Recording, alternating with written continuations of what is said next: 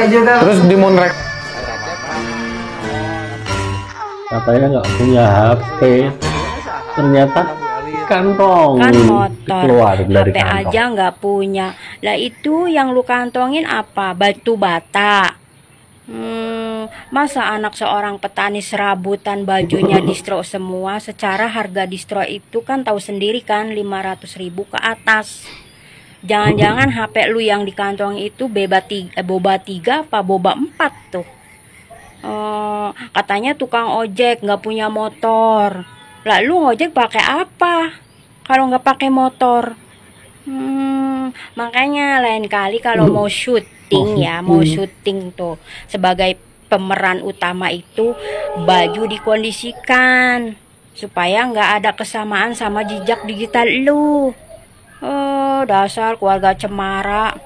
warga Cemara. Satu kata buat saya, reportase buat pengacara yang hebat, yang uangnya banyak, dan pengacara calon wali kota Bandar Lampung dan mantu calon legislatif dari PDIP, ya. Reportase kalian kalah gesit yang namanya sama Bapak Deddy Mulyadi dan Widya, ya kan? Masa uang miliaran banyak bertumpuk gitu kalah gesit dengan Bang Deddy Mulyadi, kalah gesit dengan Widya yang memberikan info, ya kan?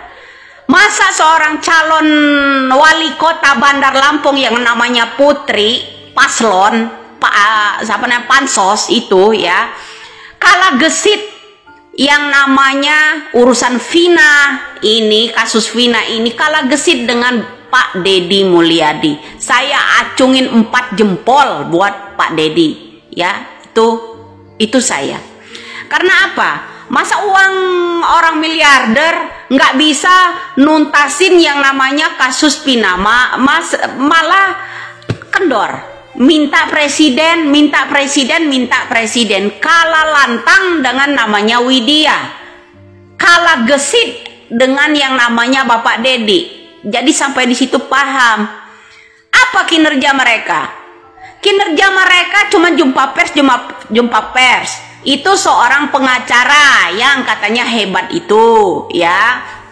Pengacara hebat yang kata-katain saya mak lampir, comberan, ya. Anda di situ, ya Bapak, ya. Tugasnya apa? Cuman jumpa pers, cuman mengambil data laporan dari timnya toh, kan?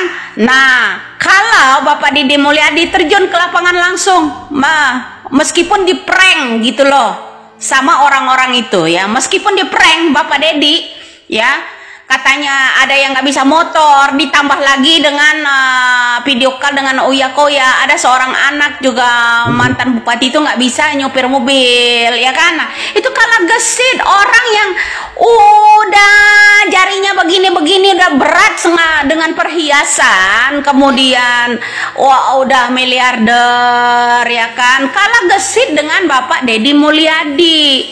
Kemudian yang namanya pengacara calon paslon, ya, pansos calon wali kota Bandar Lampung yang namanya Putri yang sibuk cari Widya itu, ya, kalah lantang dengan Widya, ya kan? Kasus ini, kasus Cirebon, katanya dia pengacara ngurusinnya dari 2016 sampai sekarang. Nggak ada menemukan titik terang. Sudah, kalau titik terang saya kan satu tok, periksa orang tua Iki itu saja beserta jajarannya.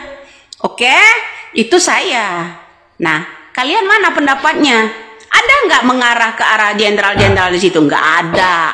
Sejauh ini Putri ada nggak mengangkat yang kasus-kasusnya Vina Cirebon ini? Kasus-kasusnya ini mengarah ke orang tuanya Eki, ada nggak? Nggak ada. Cuman siapa yang ngangkat ini toh? Kemudian yang panas siapa? Putri. Yang panas siapa? Ya satu lagi pengacara yang katanya hebat. Kehebatan Anda kalah gesit dengan Bapak Deddy Mulyadi. Jujur aja gua, orangnya jujur loh.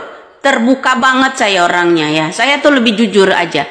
Kalah gesit mencari fakta itu, menelusuri kasus-kasus ini, baik itu pelaku, baik itu saksi, semuanya kalah gesit dengan Bapak Deddy Mulyadi. Ini orang ya, Bapak Deddy Mulyadi inilah yang patut dijadikan pemimpin buat saya. Ya, buat saya cocok, buat saya yang begini. Kalau calon pemimpin cari cuannya, mengharapkan gift siaran langsung, di komen pada saat dia siaran langsung, marah, ngamuk, ngapain masuk room saya. Kalau nggak mau masuk room di TikTok, lo ngapain main TikTok, media TikTok? Seorang katanya pengacara hebat, dia kan udah gaji lo kan udah gede pengacara, ya tak? Kurang, ya kan? Loh, seharusnya Anda tahu media sosial ini untuk apa, ya kan? Nah, jadi seorang pengacara katanya calon pemimpin kok main TikTok, ya kan? Calon pemimpin cari keributannya di TikTok itu. Ketika kita mengangkat kasus ini, dia yang panas bilang menghalangi. Anda itu aja menghalangi. Itu Bapak Deddy Mulyadi nggak ada yang terhalangi, tetap jalan. Anda jalan kemana? Masa cari jalan ke rumah Widya?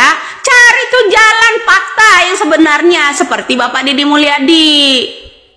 Tuh cari, walaupun hasilnya di prank, nggak bisa motor, ternyata motornya gede, nggak bisa mobil, posenya di atas mobil semua, ya kan? Suatu saat netizen ini pinter loh, ya kalau ngaku-ngaku nggak bisa nyetir mobil katanya, itu ya nanti suatu saat ketahuan juga video-video yang pada saat dia lagi nyetir mobil, itu aja, apalagi ya, artinya ini ada unsur untuk menghalangi pemeriksaan buat saya.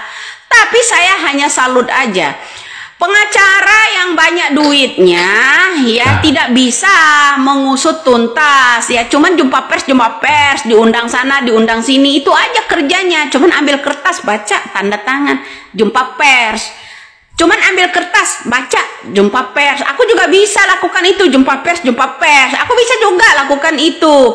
Mana kinerjanya?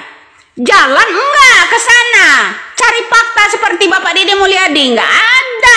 Baik itu orang yang siaran langsung terus itu ya, semakin saya sentil itu semakin panas dia, ya kan? Masa calon pemimpin sebagai wali kota sibuk ngurusin TikTok, ngurusin gift. Calon pemimpin apa itu? Kamu tuh kerja kalau benar urusin Pina itu, cari fakta ke lapangan situ, buktikan. Ya jangan hanya jumpa pers. Ya anak TK juga bisa jumpa pers melulu itu. Tuh yang jumpa pers yang ada di televisi aja, anak kecil itu ditanya oleh pengacara dulu, kenapa nggak mau jadi pengacara? Karena pengacara itu banyak bohongnya, nggak ada kerjanya selain bohong, ya kan? Gitu. Tapi nggak semua pengacara sih yang begitu, masih ada pengacara. Saya yang heran pengacara dua ini aja, ya. Yang pengacara dua ini aja. Kalau pengacara-pengacara lain tuh insya Allah berpihak ke saya. Ya kan, insya Allah berpihak ke saya. Ada penemuan titik terang dari saya, ada penemuan titik terang dari yang namanya Bapak Deddy Mulyadi. Lah kalau yang kedua ini, dua pengacara ini, ya reportasenya apa, kerjanya apa? Cuma jumpa pers tok, ya benar. Yang ngaku itu ucapan saya itu benar, angkat jempolnya. Salam waras, salam NKRI aja.